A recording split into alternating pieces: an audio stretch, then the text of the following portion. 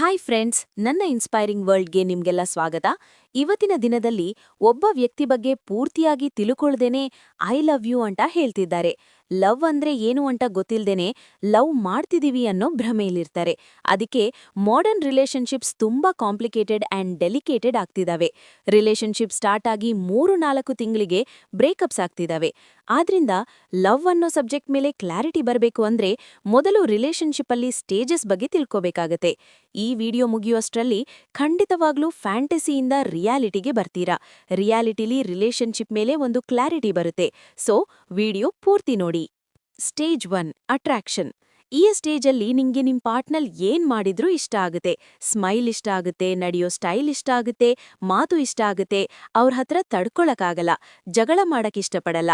ಯಾಕಂದ್ರೆ ಬೇಸಿಕಲಿ ಒಳ್ಳೆ ಕ್ವಾಲಿಟೀಸ್ ಮೇಲೆ ಫೋಕಸ್ ಮಾಡ್ತಾರೆ.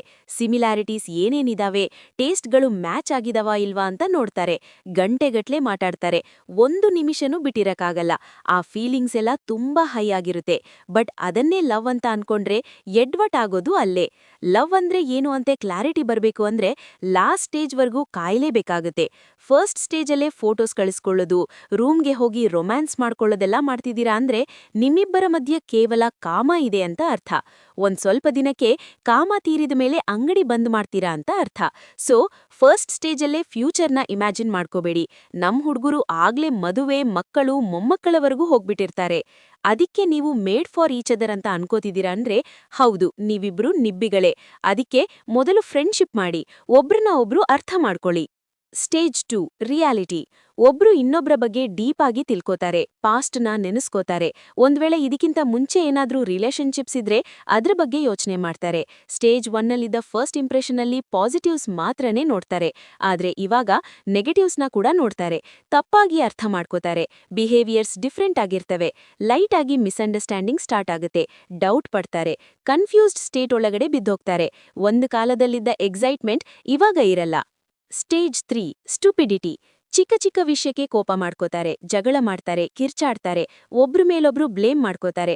ಕಮ್ಯುನಿಕೇಷನ್ ಗ್ಯಾಪ್ ಬರುತ್ತೆ. ಈ ಗ್ಯಾಪಲ್ಲೇ ಥರ್ಡ್ ಪರ್ಸನ್ನ ಎಂಟ್ರಿ ಕೂಡ ಆಗುತ್ತೆ. ಬಾಯ್ ಬೆಸ್ಟಿ ಅಂತಾನೋ ಗರ್ಲ್ ಬೆಸ್ಟಿ ಅಂತಾನೋ ಯಾವನೋ ಒಬ್ರು ಬಂದು ಸೆಂಟ್ರಲ್ಲಿ ತೂರ್ಕೋತಾನೆ.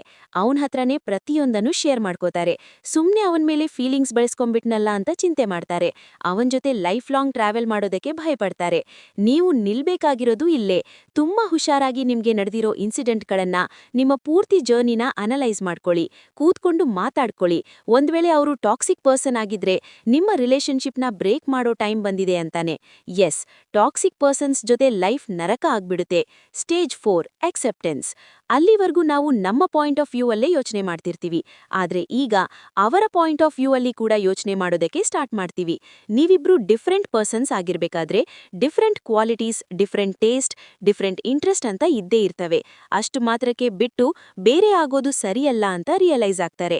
ಇವರ ತರ ಅರ್ಥ ಮಾಡ್ಕೊಳ್ಳೋ ಲೈಫ್ ಪಾರ್ಟ್ನರ್, ಸಹಿಸ್ಕೊಳ್ಳೋರು ಮತ್ತೊಬ್ರು ಸಿಗಲ್ವೇನೋ ಅನ್ನೋ ಕ್ಲಾರಿಟಿ ಬರುತ್ತೆ. ತಪ್ಪಾಗಿ ಅರ್ಥ ಮಾಡ್ಕೊಳ್ಳೋದನ್ನ ನಿಲ್ಸಿ ಅಕ್ಸೆಪ್ಟ್ ಮಾಡೋದನ್ನ ಸ್ಟಾರ್ಟ್ ಮಾಡ್ತಾರೆ. ನೀವು ಸ್ಟುಪಿಡಿಟಿನೂ ಕೂಡ ಕ್ರಾಸ್ ಮಾಡಿ ಅವರನ್ನ ಅಕ್ಸೆಪ್ಟ್ ಮಾಡಬೇಕು ಅಂತ ಡಿಸೈಡ್ ಆದ್ರಿ ಅಂದ್ರೆ ನೀವು ಲವ್ ಮಾಡ್ತಿರೋರು ತುಂಬಾ ಮೆಚೂರ್ಡ್ ಆ್ಯಂಡ್ ವೆಲ್ ಡಿಸರ್ವ್ಡ್ ಅಂತಾನೆ ಅರ್ಥ. ಈ ಸ್ಟೇಜಲ್ಲೇ ಲವ್ ಅಂದ್ರೆ ಏನು ಅಂತ ಅರ್ಥ ಆಗೋದಕ್ಕೆ ಸ್ಟಾರ್ಟ್ ಆಗತ್ತೆ.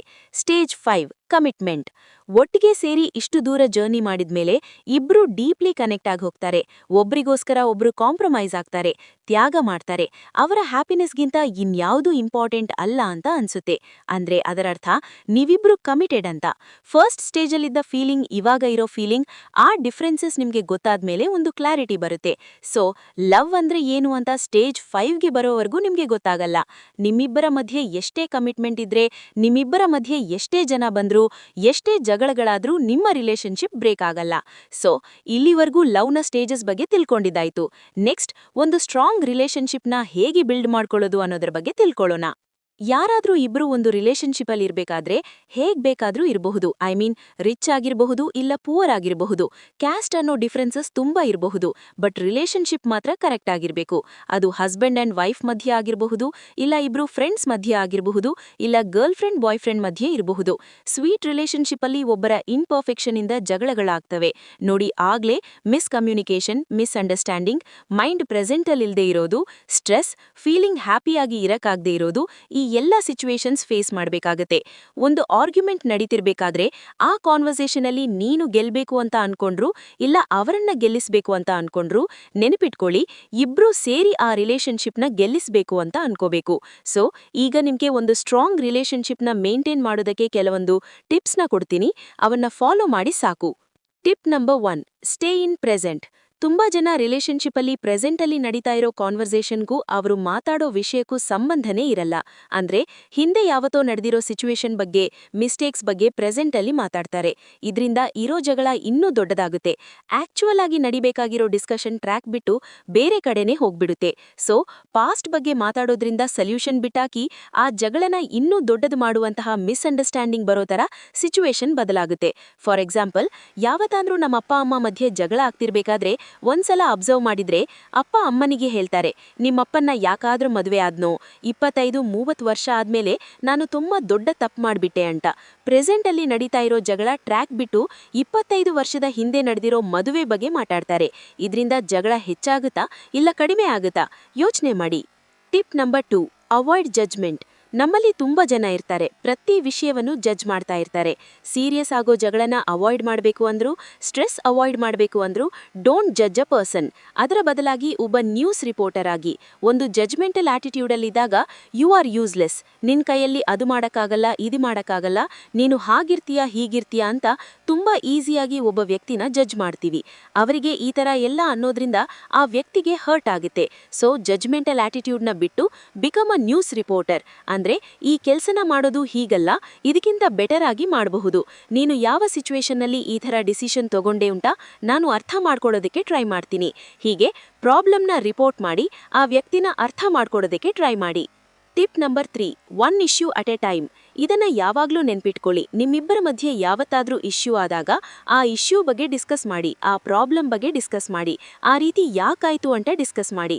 ಅದನ್ ಬಿಟ್ಟು ಇನ್ನೂ 10 ಇಶ್ಯೂಸ್ನ ಸೆಂಟ್ರಲ್ ತಗೊಂಡ್ ಬಂದ್ರೆ ಆ ಇಶ್ಯೂ ಇನ್ನೂ ದೊಡ್ಡದಾಗತ್ತೆ.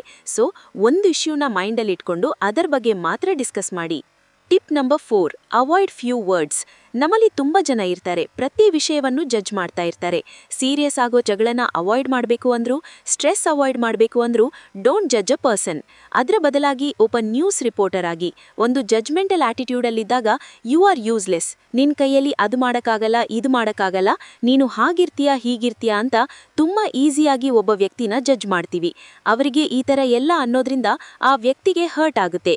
ಸೊ ಜಡ್ಜ್ಮೆಂಟಲ್ ಆಟಿಟ್ಯೂಡ್ನ ಬಿಟ್ಟು ಬಿಕಮ್ ಅ ನ್ಯೂಸ್ ರಿಪೋರ್ಟರ್. ಅಂದ್ರೆ ಈ ಕೆಲಸನ ಮಾಡೋದು ಹೀಗಲ್ಲ, ಇದಕ್ಕಿಂತ ಬೆಟರ್ ಆಗಿ ಮಾಡಬಹುದು. ನೀನು ಯಾವ ಸಿಚುವೇಶನ್ನಲ್ಲಿ ಈ ಥರ ಡಿಸಿಷನ್ ತಗೊಂಡೆ ಅಂತ ನಾನು ಅರ್ಥ ಮಾಡ್ಕೊಳ್ಳೋದಕ್ಕೆ ಟ್ರೈ ಮಾಡ್ತೀನಿ. ಹೀಗೆ ಪ್ರಾಬ್ಲಮ್ನ ರಿಪೋರ್ಟ್ ಮಾಡಿ ಆ ವ್ಯಕ್ತಿನ ಅರ್ಥ ಮಾಡ್ಕೊಳ್ಳೋದಕ್ಕೆ ಟ್ರೈ ಮಾಡಿ. Tip number 5, do not assume.